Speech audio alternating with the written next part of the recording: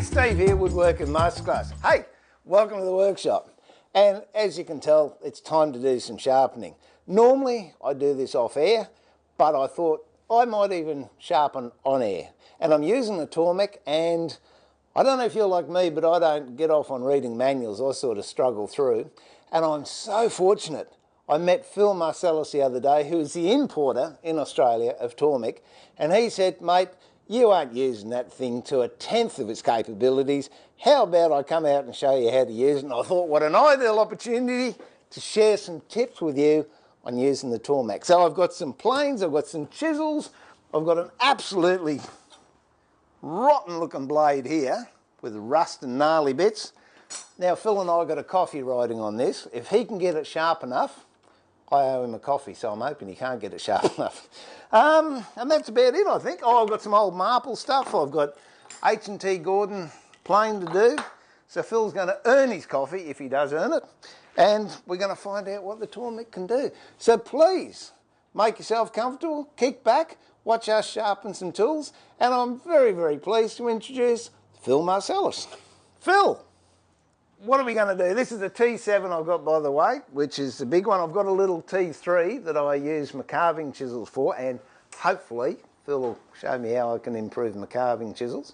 But with the T7, what do you want to do first? Mate, I'd like to just give a basic understanding of the machine initially, and then I'd like to sharpen a couple of tools, like maybe a plane iron or a chisel, just to give you a feel of what the concept is, because a lot of people try and use their other means of sharpening on this machine, and the best way is that this Tormek was designed purely to succeed at the old type method of sharpening, which is on a whetstone, and you know, we use jigging and so forth, so you don't have to, you know, use your skills of to me, when I first looked at it, it was too complicated, but yeah, when I've seen you at various shows around the place demonstrating this, I think that the trick is to understand what each thing does. Yeah. The concept here is that firstly we've got a aluminium oxide ceramically bonded wheel, which basically means it grinds extremely quick at low RPMs. What he means to say is it works. So there's no heat involved in the process. We've got a nice big diameter stone, 50mm wide and 250 round. The other thing that we have is a water trough. The water trough drops down, so when we're not using it, we drop the wheel out of the water. An important part of this thing is to make sure that we have this grind surface parallel to this support bar. That's a problem I have. Well, if it's not, then your chisels will come out of square and stuff like that. So what I'd like to do is firstly show you the principle of truing this stone with this diamond truing device. So I've got to have a true stone so I can get a true sharpen. All right, well mate, I'll tell you what, I'll leave you with it. I'll go over there and make sure Bob doesn't chew any of your stuff up. Yep. And you show these people how to true the stone, then we'll get on and do some sharpening. Beautiful. All right, done. Okay. Phil, I'm off. Truing the stone, we have the diamond truing device, is the TT50. All we do is slide it onto the support bar, up onto there, and lock it off. Drop the diamond down. What we can do is rotate the machine either way, and all we're doing now is removing the warp out of the stone and making it parallel to the support bar. Once that's achieved, we're ready to go with all of our different jigs.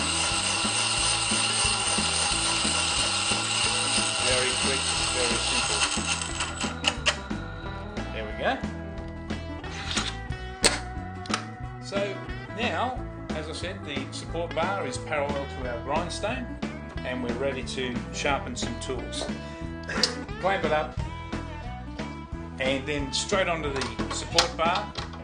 Every tool has an optimum angle, and this is 25 degrees for plane irons and chisels. So what we do is select here 25 degrees on this dial, and this one here is the diameter of the stone, 230 millimeters in diameter. That's the outer peripheral of the stone. So we raise and lower the support bar so that we hit on the back of the plane iron, and this will give us a perfect 25 degrees. Now there's two benefits here. One, we're going to sharpen this tool at the correct angle, and two, when we put it back on, every time hereafter, we're going to put it on the same spot. So we remove less metal. Switch the machine on and apply pressure.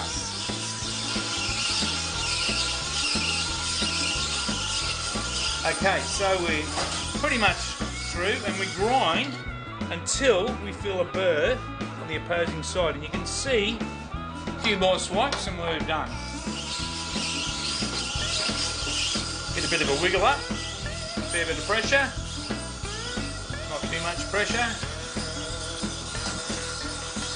Okay, so that's been probably 1 or 2 minutes at 220 grit straight off the stone. Now what we're going to do is that this is quite acceptable. If we take this now to the leather wheel with honing compound, we will then be finished.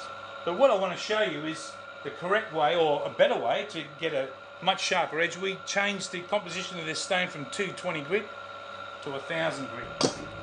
Okay, this is the what we call a stone grater. Basically rub it in. We don't alter the jig.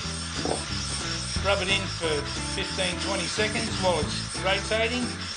We haven't altered anything here. We're going back on in exactly the same position. Now it's 1000 grit.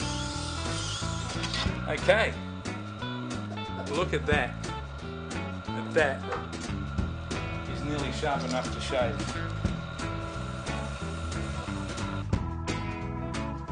Honing compound, leather wheel, and make sure the wheel's going away, because if you stick it in that way you'll cut your leather. And at the same approximate angle, which is just visually, and then quick blade on the back of the plane iron just to make sure that we remove all the burr. Look at that. And we should have what we call razor sharpness. Your Bob is excited. What do you reckon, Bob? You want to shave? You give us a look at it, mate. Tell you what, you wouldn't want Taking a few chunks you out. wouldn't want to sharpen too often. You'd end up bald, didn't you? Well, one show I did, I was into my legs because I ran out of arms. Come here, Bob. You want to see how sharp this is?